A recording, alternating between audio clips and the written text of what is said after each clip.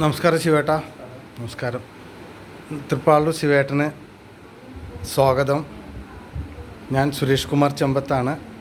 പിന്നെ കൊമ്പിനെക്കുറിച്ചും കൊമ്പുവാദ്യത്തെക്കുറിച്ചും കുറച്ച് കാര്യങ്ങൾ അറിയാൻ വേണ്ടിയിട്ടാണ് ശിവേട്ടനായിട്ട് ഈ ഒരു ചെറിയൊരു അഭിമുഖം നടത്തുന്നത്. വലിയ അഭിമുഖമൊന്നുമല്ല, ചെറിയൊരു അഭിമുഖം. എന്തായാലും വളരെ സുസ്വാഗതം ശിവേട്ടന്. എന്താ ശിവേട്ടൻ്റെ ശരിക്കുള്ള പേരെന്താ? ശിവകുമാരൻ. തൃപ്പാളൂർ സ്വദേശം, തൃപ്പൂളൂരാണ്. പിന്നെ അച്ഛൻ്റെ പേര്? ആ, ഡിഫൻസിലായിരുന്നു. ഹൗസ് വൈഫാണ്. മക്കളാണ്. അച്ഛനും അമ്മയ്ക്കോ അല്ലെങ്കിൽ പിന്നെ അച്ഛൻ്റെ താഴെയിൽ ആർക്കെങ്കിലും കലാപരമായിട്ട് വല്ല ബന്ധം ഉണ്ടായിരുന്നു? ഇല്ല. ഞാനെന്താ വെച്ചാൽ എനിക്ക് തൃപ്പാളൂർ അമ്മ എപ്പോഴും പ്രദോഷം നോക്കിയിട്ടുണ്ട് ഒരുപാട് വർഷങ്ങൾ. അപ്പം അമ്മയെ വിളിക്കാൻ മുമ്പ് നമ്മുടെ കോരപ്പത്ത് രമേശൻ്റെ ഒരു അമ്മാമൻ അവിടെ കൊമ്പാടിയന്തര ആളായിരുന്നു. അപ്പം അദ്ദേഹം തൃപ്പാളൂർ കുട്ടന്മാരുടെ കൂടെ പരിപാടികൾക്ക് പോകുമ്പോൾ ഈ ശിവേലിക്ക് അതൊന്നെടുത്ത് ശബ്ദപ്പെടുത്തുകയെന്ന് പറഞ്ഞു. അങ്ങനെ അദ്ദേഹത്തിനെ വലം വെച്ചതുകൊണ്ടായിരിക്കാം അതോ എല്ലാ ശിവേലിക്കും ഒരുപാട് കാലമൊക്കെ ചെയ്യാൻ പറ്റിയതുകൊണ്ടാവാം ഞാൻ ഇതിലേക്ക് എത്തിയെന്നാണ് ഞാൻ മനസ്സിലാക്കുന്നത്. പിന്നീട് അതവിടുന്ന് മണിയന്മാരാർ കുഞ്ഞുട്ടായിട്ടും കൂടി മദ്രാസിൽ ഒരു അയ്യപ്പമ്പളത്തിന് കൊണ്ട് പോകുന്നുണ്ട്. ആ പോയിൻ്റെ ഇടയിലാണ് നമ്മുടെ ആശാൻ കുമ്മത്തരാമൻ നായർ ആ ഗ്രൂപ്പിലുണ്ടായിരുന്നു. ആ കൊല്ലം അദ്ദേഹം എന്നെ അങ്ങോട്ട് അത് 74-75 ആ കൊല്ലം ആദ്യം മണിയന്മാരോട് പറഞ്ഞു ഈ ചെക്കന് നല്ല ശബ്ദം ഉണ്ടാകുന്നു കേട്ടെന്ന് പറഞ്ഞു. അവിടെ നിന്നാണ് തുടക്കം. അവിടെ നിന്ന് തുടങ്ങി ആശാൻ 4-5 കൊല്ലം ഇതിൻ്റെ വീട്ടിലിരുന്ന് പഠിച്ചു. അരങ്ങേറ്റം ഏത് വർഷമായിരുന്നു? ഏത് അമ്പലത്തിൽ? 1981 തൃപ്പാളൂർ വെച്ചിട്ടാണോ? ചേർപ്പ് ഭഗവതി ക്ഷേത്രത്തിലാണ് വെച്ചത്. എന്ന് തൊട്ടാണ് ഈ തൃപ്പാളൂർ സ്വദേശം അവിടെ ആയത്? അതോ ജനിച്ചതും വളർന്നൊക്കെ തൃപ്പാളൂരാണ്? അവിടെ തന്നെയായിരുന്നു. അച്ഛൻ്റെ നാട്, അമ്മയുടെ നാട്. അച്ഛൻ്റെ നാട് വല്ലങ്കി, നെന്മാറ വല്ലങ്കി. നമ്മളെ ഏറ്റവും വലിയ കേരളത്തിലെ വേല നടക്കണ വല്ലങ്കി സ്വദേശം. അവിടെ അച്ഛൻ്റെ നാട്. വളരെ പാങ്ങയിൽ വീട്. വീട്ടിലെ ഒരാള് ഇപ്പോൾ നമ്മുടെ സിംഗപ്പൂര് നമ്മുടെ ഒരാൾ നിങ്ങളുടെ ഗ്രൂപ്പിലുണ്ട്. പ്രഭാര മാഷ പറഞ്ഞ മകൻ ഉണ്ടല്ലേ. പിന്നെ ഈ കൊമ്പല്ലാതെ ഇലത്താളോ ഇടയ്ക്ക അല്ലെങ്കിൽ പിന്നെ തായം പിന്നെ ചെണ്ട അങ്ങനെ വല്ല വാദ്യോപകരണങ്ങളും പഠിച്ചിട്ടുണ്ടോ? പോയപ്പോ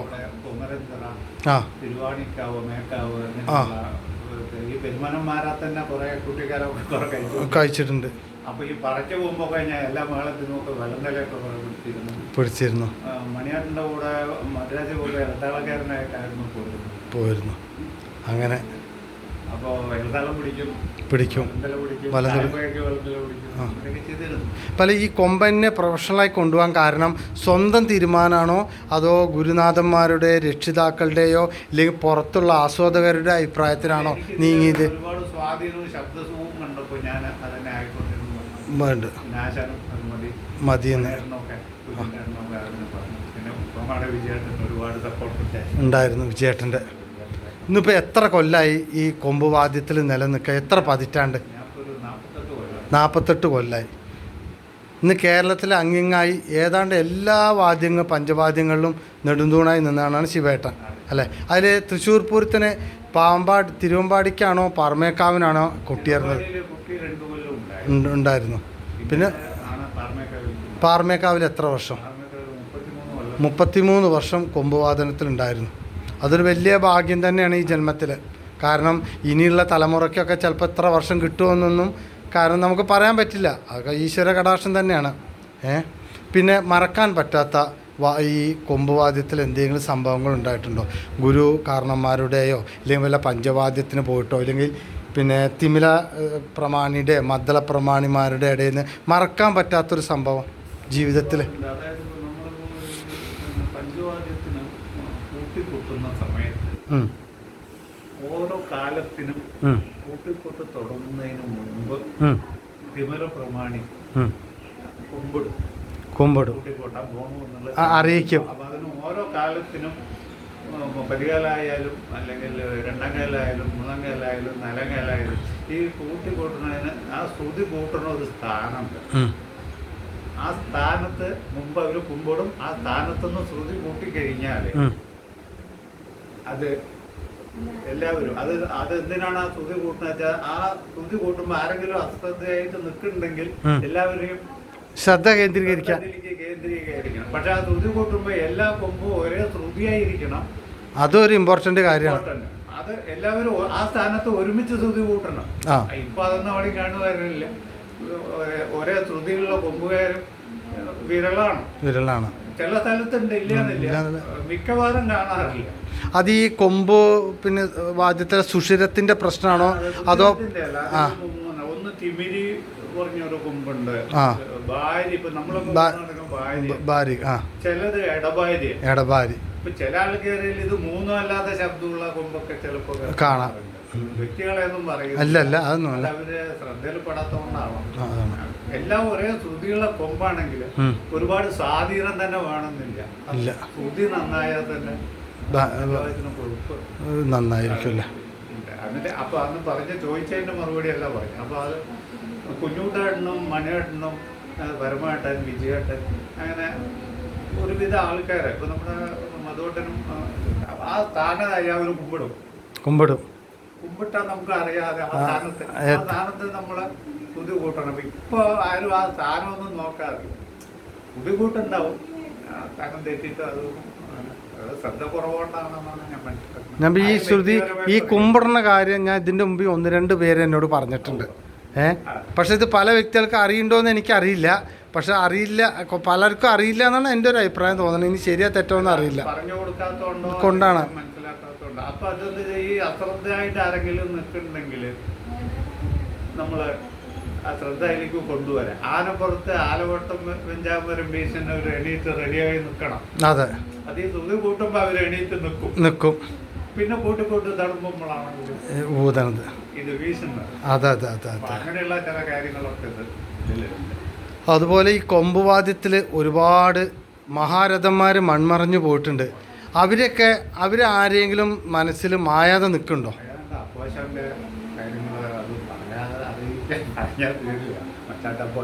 അത് എന്താണ് ആശാനെ കുറിച്ചിട്ട് ഒരു ഓർമ്മ പങ്കുവെക്കാൻ പറ്റുമോ? അങ്ങേറെ കൂടെയൊക്കെ അന്നമനാട് അമ്പലത്തിലെ കുമ്പുവെച്ച് മൂപ്പര കൂടെ ഒരു ഭാഗ്യം കിട്ടി. കുട്ടപ്പനും മൂപ്പരമാനും ഞാനും അന്നമന വല്ലുവാട്ടയ്ക്കത് തോന്നുന്നുണ്ട്. ഒരു പ്രാവശ്യം അങ്ങനെ ഒരു ഇത് കിട്ടി. മൂപ്പരങ്ങനെ കാലം കയറി പോകും. കാലം കയറിയ മൂപ്പര് അതൊരു പ്രത്യേക സുഖമാണ്. അദ്ദേഹത്തിൻ്റെ 10 മണികണ്ഠനും അതെ. നമ്മളിപ്പോൾ ഒരു എല്ലാ വ്യക്തികളെയും പറഞ്ഞ് മറ്റുള്ളവർക്ക് ബുദ്ധിമുട്ടാവും. അതിലേക്ക് കിടക്കണമെന്നില്ല. ഇല്ലാത്തൊന്നും അതാണ് മൺമറഞ്ഞു പോയ അല്ലേ. സതീധരനായാലും പറയും നമ്മുടെ കേരളമംഗലം വിജയൻ്റെ ഒരു കാരണവരുണ്ട്, അമ്മാത്ത സതീധരനായാലും. അദ്ദേഹമൊക്കെയാണ് നമ്മുടെ ഗുരുസ്ഥാനീയന്മാരാണ്. ചമ്മുണ്ണി നായർ പഴയ ആൾക്കാർ. അങ്ങനെ അതുപോലെ ചോറ്റാനിക്കര നാരായണന്മാരോടൊപ്പം അവരൊക്കെ ഒപ്പം ഒരുപാട് വർഷം ഉണ്ടായിട്ടുണ്ട്. എന്താ അവരൊക്കെ ഇപ്പോൾ പഞ്ചവാദ്യത്തിൽ പിന്നെ കൊമ്പുവാദനത്തിൽ എന്തെങ്കിലും ഒരു പ്രത്യേകത തോന്നിയിട്ടുണ്ടോ? പഞ്ചവാദ്യം തുടങ്ങി കഴിഞ്ഞാൽ കഴിയുന്നവർ അതിൽ മാത്രമാണ് ശ്രദ്ധ. അതിൽ എല്ലാവരും അത് ആവണം ശ്രദ്ധിക്കണമെന്ന് ചിന്തിക്കുന്ന ആൾക്കാരാണ്. അതാണ് ഈ കുമ്പിടുന്ന കാര്യം പറയണത്. അതെ, പഞ്ചവാദ്യം തുടങ്ങിയാൽ കഴിയുന്നവർ അതിൽ മാത്രമേ ശ്രദ്ധ. ഇപ്പോൾ കുട്ടിയെ പോലെ താളമോട്ടം കൊട്ടിക്കൊടുത്ത് അടുത്താൾ കൊടുക്കുമ്പോൾ മിണ്ടാതെ നിൽക്കില്ല, താളം പിടിച്ചുകൊണ്ട് അത് പോയ കുറേ ആൾക്കാരൊക്കെ അങ്ങനെ തന്നെയാണ് ഉണ്ടല്ലേ. പിന്നെ നമ്മളിപ്പോൾ എല്ലാവരും അങ്ങനെ പെട്ടെന്ന് വ്യക്തിഹത്യ ചെയ്യാനൊന്നും അല്ല. അതുപോലെ പരക്കാട് തങ്കപ്പേട്ടൻ്റെ പൂർവികർ അച്ഛൻ അവരൊക്കെ എന്താ അവരൊക്കെ ഒപ്പം തങ്കപ്പേട്ടൻ്റെ അച്ഛൻ്റെ ഒക്കെ ഒപ്പം പങ്കെടുത്തിട്ടില്ലേ? ഉണ്ട്. എന്താ അതൊക്കെ ഒരു എന്താ അതിലൊക്കെ ഒരു പ്രത്യേകത അന്നത്തെ കാലം ഒരു വ്യത്യാസം എന്തെങ്കിലും അനുഭവപ്പെട്ടിട്ടുണ്ടോ? ഡിസിപ്ലിൻ ശ്രദ്ധയാണ്. ശ്രദ്ധയാണ്. പഞ്ചവാദ്യം തുടങ്ങിയാൽ ചെറിയ കളി തമാശ ഇല്ല. പഞ്ചവാദ്യത്തിന് മാത്രം ആ സമയം അതിനായിട്ട് ഒഴിഞ്ഞു വെക്കുക, അതാണ് അവരുടെ ലക്ഷ്യം. പിന്നെ ഗവേഷണങ്ങൾ ആൾക്കാരാണ് ആണല്ലേ. ഇപ്പൊ അതല്ല, പൈസ കിട്ടുന്നുണ്ട്, അന്ന് പൈസ കിട്ടും ഇല്ല, ഇന്നിപ്പോ പ്രതിഫലം. ജീവിച്ചവരൊക്കെ ആ, കുറെ ആൾക്കാർ പൈസ വാങ്ങുന്നുണ്ട് മാത്രം. അത്രേ ഉള്ളൂ. അതുപോലെ പല്ലാവൂർ ത്രയങ്ങളെ കുറിച്ചിട്ട് എന്താണ് വല്ലതും പറയാനുണ്ടോ? തീരില്ല, അനന്തമാണല്ലേ. അതല്ല പറഞ്ഞ നമ്മുടെ ആ സുതികൂട്ടുള്ള കാര്യം പറഞ്ഞു, ആ സ്ഥാനം തെറ്റ തിമിളി കൊണ്ട് ഇങ്ങോട്ട് മുമ്പിലേക്ക് വരും. ആ സ്ഥാനം തെറ്റാൻ പാടില്ല. കുഞ്ഞുകാരനൊക്കെ എവിടെ നോക്കിയിട്ടുണ്ട് ദേഷ്യം വരും. ഈ അപ്പന്മാരാരും മണിമാരാരും കുഞ്ഞുറ്റടന്മാരാരും ഈ മൂന്നാളിൽ നിന്ന് പ്രത്യേകതയായിട്ട് വ്യത്യസ്തമായിട്ട് എന്തെങ്കിലും അനുഭവപ്പെട്ടിട്ടുണ്ടോ ഈ പഞ്ചവാദ്യത്തിനൊപ്പം പങ്കെടുത്ത ആളാന്ന നിലയ്ക്ക്? കാരണം കാണികൾക്കും അല്ല ആസ്വാദകർക്കും ഒന്നും പെട്ടെന്ന് അറിയാൻ പറ്റില്ല. ഒപ്പം നിന്ന് കൊട്ടുന്ന ആൾക്കാർക്ക് പല വ്യത്യാസങ്ങളും അനുഭവപ്പെട്ടിട്ടുണ്ടാവും. ഈ ത്രിമൂർത്തികളിൽ നിന്ന് അങ്ങനെ വല്ല വ്യത്യാസവും അനുഭവപ്പെട്ടിട്ടുണ്ടോ? അവരെ മാത്രം ഫോക്കസ് ചെയ്യണം. നമ്മൾ പുറത്ത് വേറെ ബാക്കി ലോകത്തേക്കൊന്നും നമ്മുടെ ശ്രദ്ധ പോകാൻ പാടില്ല. ഇതാണ് അവരുടെ പ്രത്യേകത. നമ്മളെല്ലാം അവരെ മാത്രം ഫോക്കസ് ചെയ്തുകൊണ്ടിരിക്കണം. മനസ്സിലായി? അല്ലാതെ അപ്പുറത്തൊന്നും അവർക്ക് വേറൊരു തത്വമില്ല. അതിൽ നിന്നൊക്കെ ഒരുപാട് പഠിക്കാനുണ്ട്. അതുമാതിരി പഞ്ചവാദ്യം തുടങ്ങാനായി 8 മണിക്ക് തുടങ്ങണം പറഞ്ഞാൽ 7:30 ഒരു വിമതിയും ഇറക്കിയും കൊണ്ട് അവർ റെഡിയായി നിൽക്കുന്നുണ്ടാവും. വിളിക്കേണ്ട ആവശ്യമില്ല. ഇന്നിപ്പോൾ ഒരു പഞ്ചവാദ്യം തുടങ്ങണം, രാത്രി പകലത്തെ കഴിഞ്ഞു, രാത്രി ഉറങ്ങുമ്പോൾ ആൾക്കാരെ പോയി വിളിച്ചുണർത്തണം. അപ്പം അന്ന് അതൊന്നും ആവശ്യം ഇവരെ വിളിച്ചുണർത്തി എൻ്റെ ജീവിതത്തിൽ കണ്ടിട്ടില്ല. ഇല്ല. ആ സമയത്ത് അവിടെ റെഡി ആയിരിക്കണം. ഉറങ്ങില്ല. അതൊക്കെ ഒരു ഇപ്പം അതല്ല. അപ്പോൾ രാത്രി എണീക്കോ തുടങ്ങാനായി, അത് എത്ര പ്രാവശ്യം വിളിക്കണം. അങ്ങനെ കാലത്തിൻ്റെ മാറ്റം അല്ലേ. അവര് 3 ആള് 7:45 8 മണി പറഞ്ഞു. ഇവര് 3 ആള് അവിടെ വന്ന് നിന്നാൽ പിന്നെ ബാക്കിയുള്ളവർ ഉറങ്ങുമോ? അവരൊക്കെ റെഡി ആയിട്ടുണ്ടാവും. അതിപ്പോൾ നമ്മുടെ തങ്കമണിയായിട്ട് അങ്ങനെ എല്ലാവരും അല്ലേ. നമ്മുടെ വിജയം അതോട്ട് പിന്നെ കോങ്ങാട് വിജയേട്ടനെ കുറിച്ചിട്ട് എന്താണ് ഒരു അഭിപ്രായം? അതെ, എന്നാലും ഒരു മറക്കാൻ പറ്റാത്ത സംഭവങ്ങൾ. കോങ്ങാട് വിജയേട്ടൻ ഇന്നും ജനഹൃദയങ്ങളിൽ നിറഞ്ഞിരിക്കണ ഒരു കലാകാരനാണ്. ആൾ അദൃശ്യനാണെങ്കിലും ഇന്നും എല്ലാ ആസ്വാദകരുടെ മനസ്സിലും ആ വേദന നീറി പോകുകയാണ്. കാരണം നമ്മളെ എത്രയും പെട്ടെന്ന് വിട്ടുപോയ ഒരു കലാകാരനാണ്. ഇന്നും ജീവിച്ചിരുന്നിട്ടെങ്കിൽ എന്ന് നമ്മളെല്ലാവരും ആശിച്ചു പോകുന്നുണ്ട് ഇപ്പോഴും. എന്താ ശിവേട്ടൻ്റെ അഭിപ്രായം?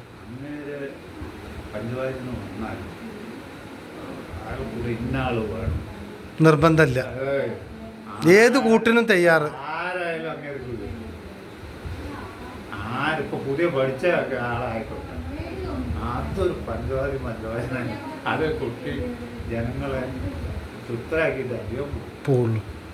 അത് വിജയേട്ടൻ്റെ ഒരു ശിവേട്ടൻ കാരണം എത്ര ആള് ജീവിക്കുന്നു അങ്ങനെ കൊണ്ടു നടന്ന് കലാലോകത്തിലേക്ക്. എന്നാലും രാധാകൃഷ്ണനിൽ ഒരു പോസ്റ്റ് ഇട്ടു മിനിഞ്ഞാണ്. ഞാനിപ്പോൾ അതിൽപ്പെട്ട ഒരാൾ തന്നെയാണ്. അങ്ങനെ അപ്പോൾ വിജയേട്ടനെ കുറിച്ചിട്ട് പറയാൻ ഒരുപാട് അനവധി കാര്യങ്ങളുണ്ട്, തീരില്ല അല്ലേ. സംഭവങ്ങളൊക്കെ പറയേണ്ടി വരും. ഓരോ വ്യക്തികളും മറ്റേ വ്യക്തികളെ ഓരോ ആൾക്കാർ അത്ര അല്ല, അത്രയും നല്ലൊരു കാരണം. പല കലാകാരന്മാരും ഇതിനെക്കുറിച്ച് ഞാൻ ചോദിച്ചപ്പോൾ ആർക്കും വാക്കുകളില്ല. ഒരുപാട് പറയാണ്ട്. സുരേഷ് ഇതൊന്നും പറഞ്ഞാൽ തീരുന്ന കഥയല്ല എന്നുള്ളൊരു അഭിപ്രായമാണ് ഉണ്ടായിട്ടുള്ളത്. നമ്മൾക്കിപ്പോൾ കുഞ്ഞുകൂട്ടുകാരനൊക്കെ ഞാൻ പറഞ്ഞു, നമ്മൾ പഞ്ചവാദ്യം കഴിഞ്ഞ് പരിപാടി കഴിഞ്ഞ് പൈസ തരുമ്പോൾ എന്താ എന്ന് വെച്ചാൽ നമ്മുടെ ദാരിദ്ര്യം കൊണ്ടാവാം ഇതൊക്കെ തോന്നിയില്ല. ഇവരൊക്കെ മരിച്ചതിന് ശേഷമാണ് ഇവരൊന്നും കമ്മിറ്റിക്കാരൊന്നും പൈസ വാങ്ങിയിട്ടില്ല. ഒട്ടും അത്രേ ഉള്ളൂ. ഒരാളിൽ നിന്നും പൈസ കമ്മിറ്റിയിലൊന്നും പറഞ്ഞ് പൈസ വാങ്ങിയിട്ടില്ല എന്നുള്ളത് പിന്നെ അറിയണത് പിന്നീടാണ്. അപ്പോൾ നമുക്ക് തന്ന പൈസ നോക്കുമ്പോൾ നമുക്ക് ലാസ്റ്റ് ഇയർ അതൊക്കെ മനസ്സിലാവുമ്പോഴേക്കും ഒരുപാട് വൈകിപ്പോയി. കാരണം 2025 പിന്നെ മെയ് 5-ാം തീയതിക്ക് 19 വർഷമായി കോങ്ങാട് വിജയേട്ടൻ നമ്മളെ വിട്ടുപിരിഞ്ഞിട്ട്.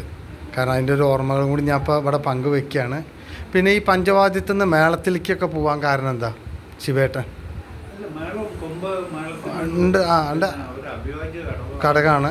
അപ്പോൾ മേളത്തിലും നിറസാധ്യത. അത് തൃശ്ശൂർ പൂരത്തിനൊക്കെ മേളത്തിനൊക്കെ പിന്നെ ഉണ്ടായിരുന്നു. മേളത്തിനും പഞ്ചവാദ്യ രണ്ടിനും പങ്കെടുക്കണം. ഞങ്ങോട്ട് പങ്കെടുക്കാം. നേരത്തെ അതിന് പിന്നെ രണ്ടും കൂടി ഒരു പൈസ ആയിരുന്നു. ആ പിന്നീട് ഞങ്ങളൊക്കെ കൂടി പിന്നെ ഒരു ഇത് എഴുതി കൊടുത്തിരുന്നു. ഇത് രണ്ടിനും വ്യത്യസ്തമായി എന്തെങ്കിലും ഒരു കാണണമെന്നും പറഞ്ഞ് ഞങ്ങളൊക്കെ കൂടി ഒപ്പിട്ട് നിവേദനം കൈമാറി. ബാലകൃഷ്ണ മേനോൻ നിവേദനം കൊടുത്തു. അദ്ദേഹത്തിന്റെ അദ്ദേഹം പ്രസിഡന്റായിരുന്നു എന്നാണ് മനസ്സിലാക്കുന്നത്. നമ്മളൊരു ലെറ്ററൊക്കെ എഴുതി കൊടുത്ത് പിന്നീട് പഞ്ചവാദ്യത്തിന് ഒരു കവറ് രണ്ട് കവറ് പിന്നീട് ആക്കിയത്. അത് നമ്മുടെ ഗുരുനാഥനായ കുമ്മത്തെ രാമാചാര്യൻ ബാക്കിയുള്ള എല്ലാവരും കൂടി കുമ്പുകാരെ ഒരു ലെറ്റർ എഴുതി അതിലൊരു മൊത്തം ഒരു മാസമായിട്ട് അങ്ങനെ എഴുതി കൊടുത്ത ഒരു കമ്മിറ്റിയിൽ വെച്ച് പാസ്സാക്കിയിട്ടാണ് പിന്നെ അത് തരാൻ തുടങ്ങിയത്. അതെ അതെ പഞ്ചവാദ്യത്തിനും വേറെ മാളത്തിനും വേറെ വേറെ ആണല്ലേ. എന്തായാലും പിന്നെ കേരളത്തിൻ്റെ പുറത്ത്, ഇന്ത്യക്ക് പുറത്ത് ഏതൊക്കെ വിദേശ രാജ്യങ്ങളിൽ സന്ദർശിച്ചിട്ടുണ്ട്? ഖത്തറിൽ പോയിട്ടുണ്ട്, ഉണ്ട്, സിംഗപ്പൂർ പോയിട്ടുണ്ട്, ശ്രീലങ്ക പോയിട്ടുണ്ട്,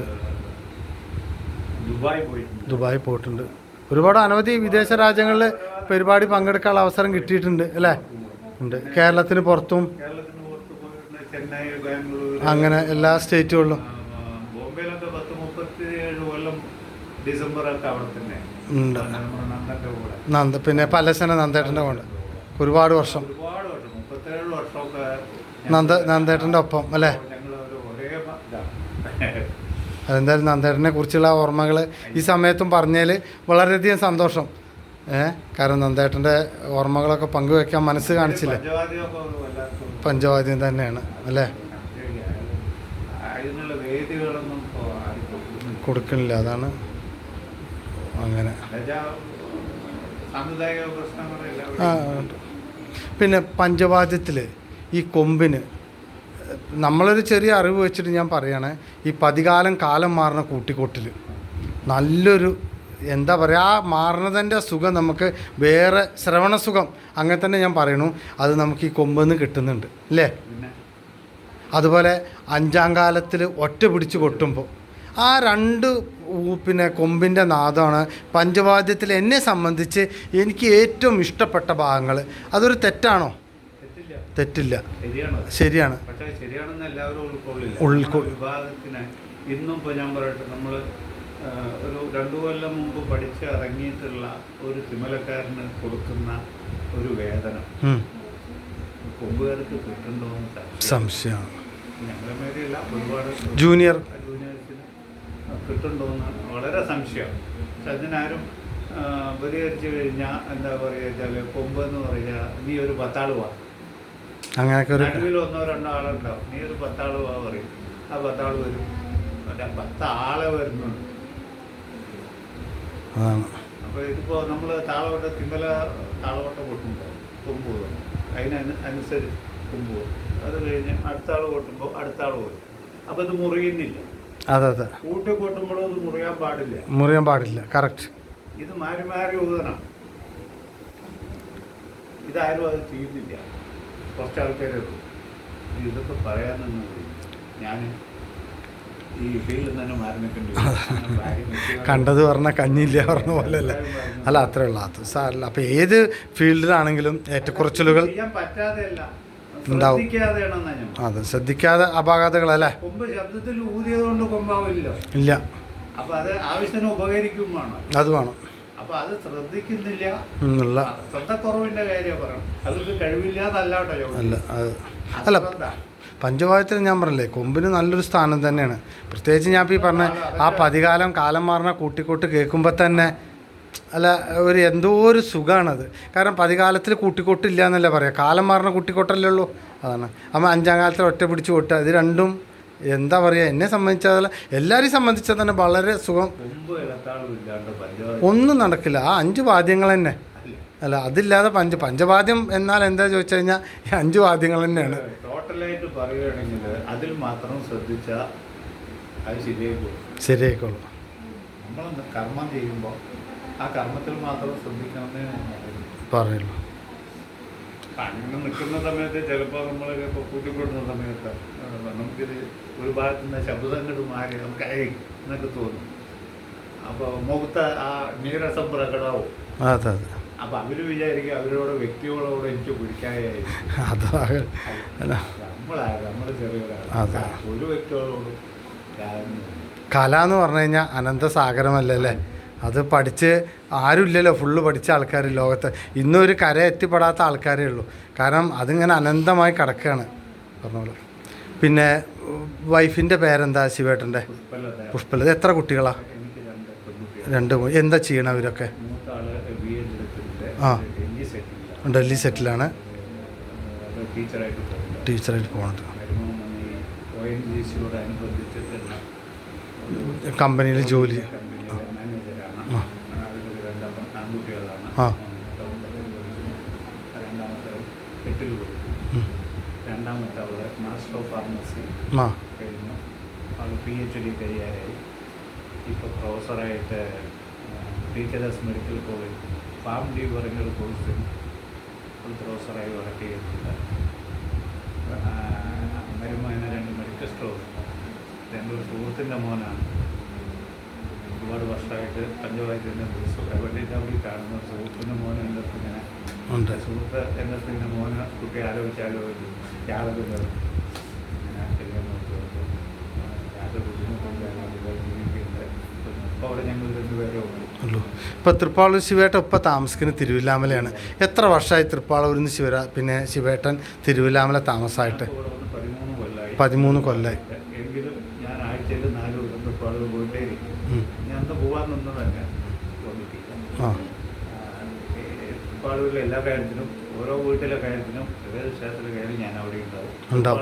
മനസ്സ് വന്നിട്ടില്ല. ഇല്ല, തൃപ്പാളൂർ പിന്നെ ഭഗവാന്റെ അരുമ ശിഷ്യനായിട്ട് ഇന്നും തുടരുകയാണ്.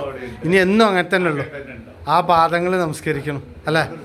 സംശയമില്ല. ആയിക്കോട്ടെ. ഞാൻ അദ്ദേഹത്തിൻ്റെ ആ നൈവേദ്യം കഴിച്ച് ഈ ശിവലിക്ക് നടന്നുകൊണ്ടാണ് ഇങ്ങനെ ആയതെന്നാണ് ഞാൻ മനസ്സിലാക്കുന്നത്. ഇനി എനിക്ക് അറിയാനുള്ളത് പിന്നെ ശിഷ്യസമ്പത്തിനെ കുറിച്ചാണ്. പിന്നെ ശിവേട്ടൻ്റെ അതിൻ്റെ എന്താണ്? ഒരുപാട് സ്ഥലത്ത് ശിഷ്യന്മാരുണ്ടോ? എനിക്കിപ്പോൾ മടിയൻ പറയുന്ന സ്ഥലത്ത് ഒരു 3-4 കുട്ടികളുണ്ട്. കാസർഗോഡ്. പിന്നെ കൊയിലാണ്ടിയിൽ ഒരു 10-65 പേരുണ്ട്. അത് മണികണ്ഠനും ഉണ്ടായിരുന്നു അത് കളിപ്പിക്കാനായിട്ട്. പിന്നെ പല്ലശ്ശേനയിലെ രാജു എന്ന് പറഞ്ഞ കൊമ്പ് രാജു. കുട്ടികൾ അവിടെയുണ്ട്. ഒരു 10-200 ആള് നമുക്ക് ശിഷ്യന്മാരായിട്ട് പഠിക്കുകയാണ്. അങ്ങനെ ഒരു ശിഷ്യസമ്പത്തുള്ളൊരു പിന്നെ തൃപ്പാളൂർ ശിവേട്ടനാണ്. ആ ശിഷ്യന്മാരൊക്കെ എപ്പോഴും ഇതേ ഇതിൽ തന്നെ തുടർന്ന് പോണത് അല്ലേ? നിർത്തി വേറെ അങ്ങനെയൊക്കെ ആയി. എന്നാലും ഇപ്പോഴും പഠിക്കാൻ ശിഷ്യന്മാർ വരുന്നുണ്ടോ? ഇപ്പോഴും വരുന്നുണ്ട്. പക്ഷേ ഞാൻ ഇപ്പോൾ ക്ലാസ് എടുക്കുക ഇത് ടഫായിട്ടുള്ള ജോലിയാണ്. എല്ലാ കൊമ്പ് വാദ്യങ്ങളിലും വെച്ച് ടഫായിട്ടുള്ള ജോലിയാണ്. അത് കാരണം സമയക്കുറവും കൂട്ടാക്കണില്ല. അതാണ് നല്ല പണി. അപ്പോൾ അവര് ചുണ്ടിൽ പാണ്ട് വരും. അപ്പോൾ അതൊക്കെ ഇപ്പോഴുള്ള കൊമ്പിൽ സീനിയർ നമ്മൾ ഉണ്ണിമാമയാണ് അല്ലേ? ഉണ്ണിമാമയാണ്. രാംഷേട്ടൻ ഉണ്ട്. ഉണ്ട്. ഉണ്ട്. ഉണ്ട്.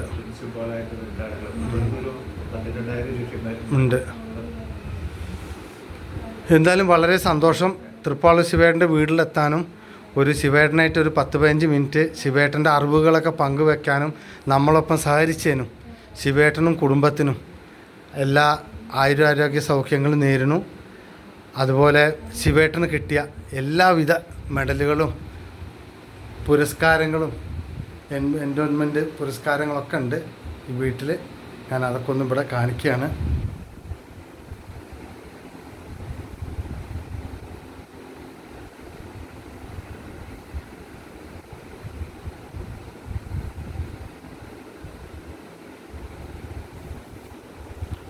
എന്തായാലും ഈ തിരക്കിനിടയിലും ഞങ്ങളോട് സഹകരിച്ച് ഞങ്ങളുടെ ചെറിയ ചെറിയ ചോദ്യങ്ങൾക്ക് ആ ചോദ്യങ്ങളിലൊക്കെ എന്തെങ്കിലും തെറ്റുകളുണ്ടെങ്കിൽ ഞങ്ങളോട് പൊറുക്കണം, ക്ഷമിക്കണം.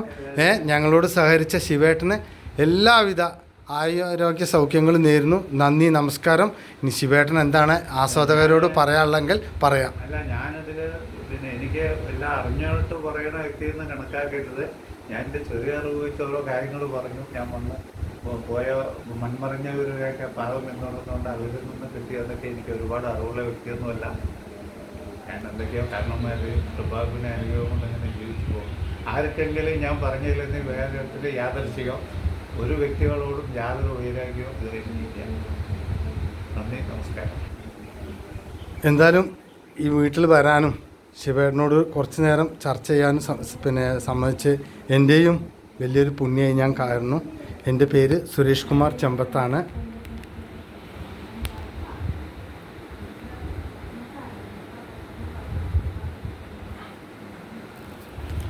നമസ്കാരം ശിവേട്ട.